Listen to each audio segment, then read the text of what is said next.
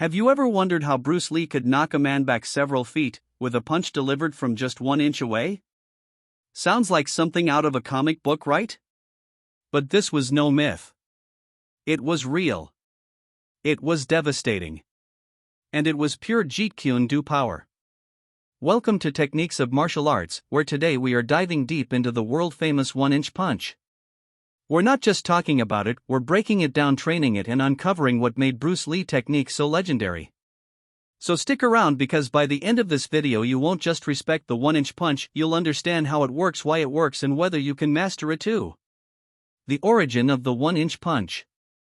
Before we get into training, we need to understand where this punch came from and how Bruce Lee made it a symbol of his martial arts genius. The 1-inch punch didn't start with Bruce Lee, but he certainly popularized it and took it to new levels.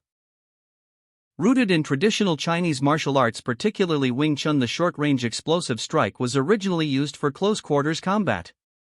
Bruce Lee studied Wing Chun under the legendary Ip Man, and it was here that the seed was planted. But Bruce was no ordinary student. He took this principle and transformed it using his own philosophy, Jeet Kune Do, the way of the intercepting fist.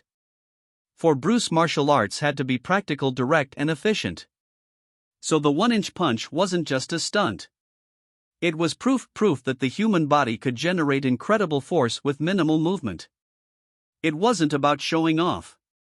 It was about mastering energy control and biomechanics. Understanding the science behind the 1-inch punch. Now let's break this down. How is it even possible to generate that much power from such a short distance?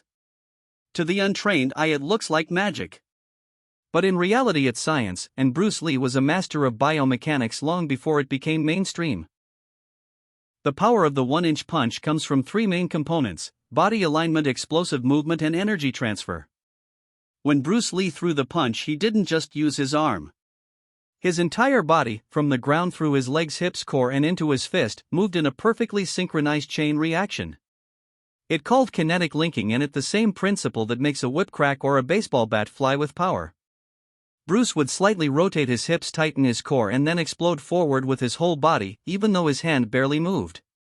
The punch seemed small, but the force behind it was massive.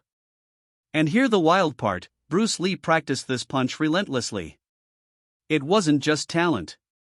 It was brutal, focused scientific training. That's what we're going to get into next.